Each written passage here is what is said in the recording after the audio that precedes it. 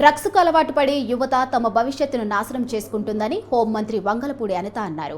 అంతర్జాతీయ మాదక ద్రవ్యాల నివారణ, మానవ అక్రమ రవాణా నిర్మూలన దినోత్సవం సందర్భంగా విశాఖలోని ఆర్కే బీచ్లో ర్యాలీ నిర్వహించారు. ఈ ర్యాలీలో పాల్గొన్న మంత్రి వంగలపూడి అనిత డ్రగ్స్, మానవరహిత అక్రమ రవాణాపై పూర్తి నిఘా ఉంచినట్టు తెలిపారు.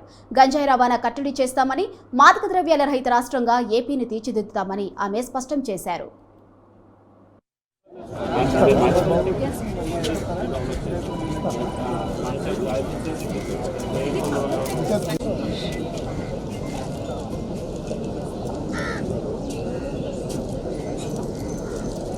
ఈ క్లోజ్ గా ఉన్నాయా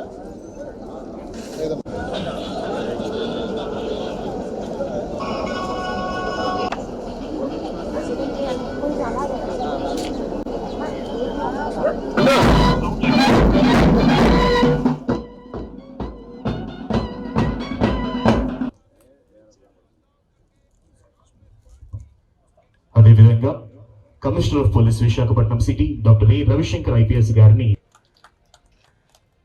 అదేవిధంగా ఉత్తర నియోజకవర్గ శాసనసభ్యులు శ్రీ విష్ణుకుమార్ రాజు గారికి స్వాగతం తెలియజేయవలసిందిగా ఏసీపీ సిసిఎస్ శ్రీ టిఎస్ఆర్కే ప్రసాద్ గారిని ఆహ్వానిస్తున్నారు.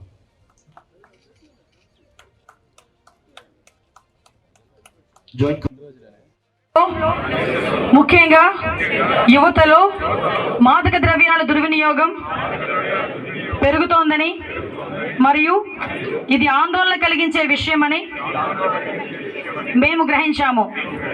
మాదక ద్రవ్యాల దుర్వినియోగాన్ని అరికట్టేందుకు సహకరిస్తామని ప్రతిజ్ఞ చేస్తున్నాం.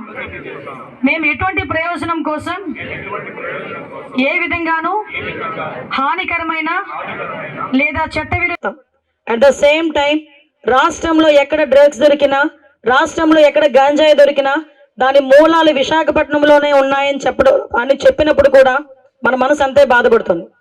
అట్ ద సేమ్ టైం నేను 5 సంవత్సరాలు ప్రతిపక్షంలో ఉండేటప్పుడు, ఒక మహిళా అధ్యక్షురాలుగా నేను పనిచేసినప్పుడు చాలా సిచ్యువేషన్స్ నా కళ్ళతో నేను చూశాను. యువగలం పాదయాత్రలో లోకేష్ గారి పాదయాత్ర చిత్తూరులో చేస్తున్నప్పుడు ఒక తల్లి కూతురు ఇద్దరు వచ్చారు స్కార్ఫ్ కట్టుకొని. ఆ అమ్మాయి నా వరకు వచ్చారు. ఏంటమ్మా అంటే, ఆ అమ్మాయి చెప్పిన మాట వింటే నాకు భయం వేసింది. వెంటనే లోకేష్ గారి దగ్గరికి తీసుకెళ్ళా. ఆ అమ్మాయి నాతో మాట్లాడేటప్పుడు కూడా స్కార్ఫ్ ఓపెన్ చేయలే. ఆ అమ్మాయి 10th క్లాస్ చదువుతుంది. రెగ్యులర్గా స్కూల్ మానేసి అక్కడ నియర్ బై ఉన్న ఒక చిన్న బడ్డీ కొట్టు దగ్గరికి వెళ్ళి గాంజా తాగుతూ లోపల అమ్మాయిని మల్టిపుల్ టైమ్స్ రేప్ చేశారు.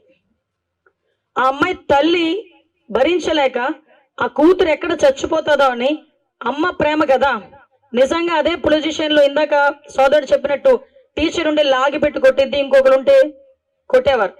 కానీ తల్లి ప్రేమ కొట్టలేకపోయింది. నా కూతుర్ని ఎలాగైనా రక్షించుకోవాలి అని ఎక్కడికి వెళ్ళాలో తెలియక లోకేష్ గారి దగ్గరికి పరిగెట్టుకొని వచ్చింది. ఆ రోజు ఆ అమ్మాయి సిచ్యువేషన్ చూస్తే షీఈస్ టాపర్.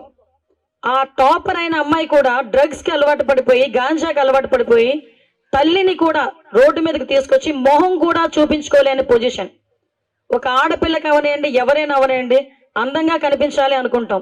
స్కార్ఫులు కట్టుకొని తిరుగుతామా? కనిపించకుండా స్కార్ఫులు కట్టుకొని తిరిగేది ఏంటంటే ట్యాన్ అవ్వకుండా తిరుగుతారు మా ఆడపిల్లలు. కానీ ఈరోజు మొహం కనిపించకూడదు అని తిరిగే పరిస్థితికి వచ్చారంటే ఎవరిది తప్పు? ఎవరిది రెస్పాన్సిబిలిటీ? ఎవరిది? అది మన అందరం కూడా ఒకసారి తెలుసుకోవాల్సిన అవసరం ఉంది.